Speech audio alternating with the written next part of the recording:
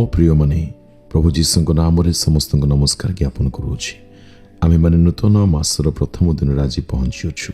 ପ୍ରଭୁଙ୍କର ଧନ୍ୟବାଦ ହେଉ। ଏପରି ଲାଗୁଅଛି ଆମେମାନେ ଏବେ ହିଁ ନୂଆ ବର୍ଷରେ ଆସିଛୁ, କିନ୍ତୁ 2 ମାସ ପାର ହୋଇସାରିଲାଣି। ଏହା ଅଧିକ ଗୁରୁତ୍ୱପୂର୍ଣ୍ଣ ବିଷୟ, ହଁ ନା ଈଶ୍ୱରଙ୍କ ଲୋକମାନେ? ମୋତେ ଗୋଟେ ଗୀତ ମନେ ହେଉଅଛି, ମୁଁ ଯୀଶୁଙ୍କ ସଙ୍ଗେ ଚାଲିବି, ଏହି ମଧୁର ବାକ୍ୟ ସେ କହିବେ।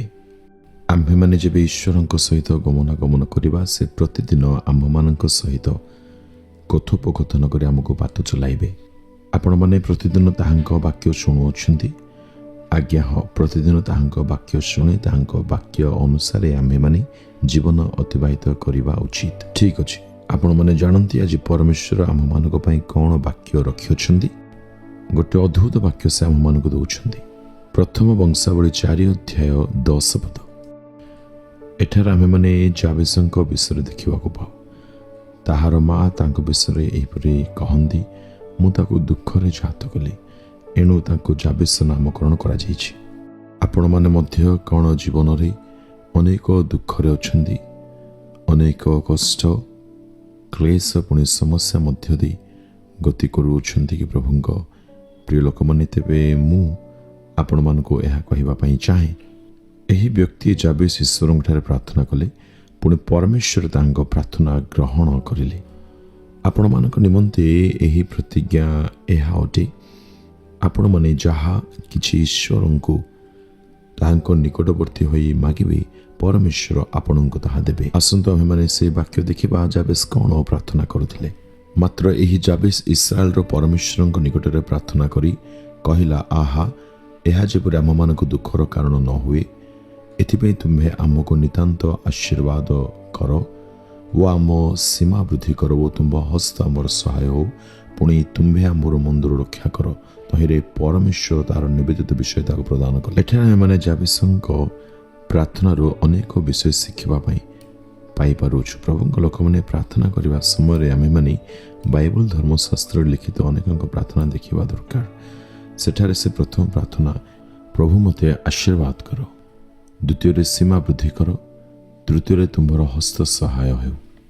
ଚତୁର୍ଥ, ମନ୍ଦରୁ ତୁମ୍ଭେ ମୋତେ ରକ୍ଷା କର। ଏହା ଏକ ଆଶ୍ଚର୍ଯ୍ୟ ପ୍ରାର୍ଥନା ନା? ପ୍ରଭୁଙ୍କ ପ୍ରିୟ ଲୋକମାନେ, ଆମେମାନେ ପ୍ରାର୍ଥନା କରିବା ବେଳେ ଏହି ପ୍ରାର୍ଥନାରୁ କ'ଣ ଶିଖିଛୁ, କ'ଣ ଜାଣିଛୁ, ତାହା ଭଲରେ ଅଧ୍ୟୟନ କରି ଆମେମାନେ ଆଶୀର୍ବାଦର ପ୍ରାର୍ଥନା ନିତାନ୍ତ ଆମେମାନେ ଜୀବନରେ କରିବା ବହୁତ ଆବଶ୍ୟକ। ସମସ୍ତ ବିଷୟରେ ଆଶୀର୍ବାଦ, ପରିବାର ଜୀବନରେ, ମାଣ୍ଡଳିକ ଜୀବନରେ, କାର୍ଯ୍ୟକ୍ଷେତ୍ରରେ, ପୁଅ ଝିଅମାନଙ୍କ ପାଠପଢ଼ାରେ ଆମ ସମସ୍ତଙ୍କୁ ଆଶୀର୍ବାଦର ଆଜି ଆବଶ୍ୟକତା ରହିଛି। ଦ୍ୱିତୀୟରେ ଆମେମାନେ ଏହା ପ୍ରାର୍ଥନା କରିବା ଦରକାର, ସୀମା ବୃଦ୍ଧି ନିମନ୍ତେ ଆମମାନଙ୍କର ସମସ୍ତ ସୀମାକୁ ପରମେଶ୍ୱର ବୃଦ୍ଧି କରିବା ଦରକାର। ତାହା ପାରିବାରିକ ହେଉ, ସାଂସାରିକ ହେଉ, ଆତ୍ମିକ ହେଉ। ପୁଣି ତୃତୀୟରେ କ'ଣ ପ୍ରାର୍ଥନା କରିବା? ପୁଣି ତୃତୀୟରେ ଆମେମାନେ ଏହା ପ୍ରାର୍ଥନା କରିବା ଈଶ୍ୱରଙ୍କ ଠାରେ ଯେ ତାଙ୍କର ହସ୍ତ ଆମ ସଙ୍ଗରେ ରହୁ। ତାଙ୍କ ହସ୍ତ ଯଦି ଆମମାନଙ୍କ ସହାୟ ହେବ, ତେବେ ଆମେମାନେ ଏହି ଜଗତରେ ବହୁତ ଆରାମଦାୟକ ଖ୍ରୀଷ୍ଟୀୟ ଜୀବନ ଅତିବାହିତ କରିବାରେ ସକ୍ଷମ ନିତାନ୍ତ ଆମ୍ଭେମାନେ ହୋଇପାରିବା। ପୁଣି ଚତୁର୍ଥରେ ଆମେମାନେ ମନ୍ଦରୁ ରକ୍ଷା ପାଇବା ନିମନ୍ତେ ପରମେଶ୍ୱରଙ୍କ ନିକଟରେ ପ୍ରତିଦିନ ପ୍ରାର୍ଥନା କରିବା ଆବଶ୍ୟକ। ଶୈତାନ ଆମମାନଙ୍କ ଜୀବନରେ ଅନେକ ପ୍ରଲୋଭନ ଗୁଡ଼ିକ ମନ୍ଦ କରିବା ନିମନ୍ତେ, ପାପ କରିବା ନିମନ୍ତେ ଆଣିଦେଇଥାଏ। ଏଣୁ ଆମ୍ଭେମାନେ ପରମେଶ୍ୱରଙ୍କ ନିକଟରେ ଏହି ସମସ୍ତ ପ୍ରାର୍ଥନା କରିବା ଉଚିତ। ବର୍ତ୍ତମାନ ଆସନ୍ତୁ ଆମେମାନେ ଆପଣ ହସ୍ତ ବକ୍ଷରେ ରଖି ଈଶ୍ୱରଙ୍କଠାରେ ପ୍ରାର୍ଥନା କରିବା, ପ୍ରଭୁ ତୁମେ ଆମମାନଙ୍କ ସଙ୍ଗରେ ରୁହ, ଆମମାନଙ୍କୁ ଆଶୀର୍ବାଦ କର, ତୁମ ହସ୍ତ ଆମ ସହିତ ରହୁ, ପୁଣି ମନ୍ଦରୁ ରକ୍ଷା କର। ଯୀଶୁଙ୍କ ନାମରେ ମାଗୁଅଛୁ ପିତା, ଆମେନ୍, ଆମେନ୍।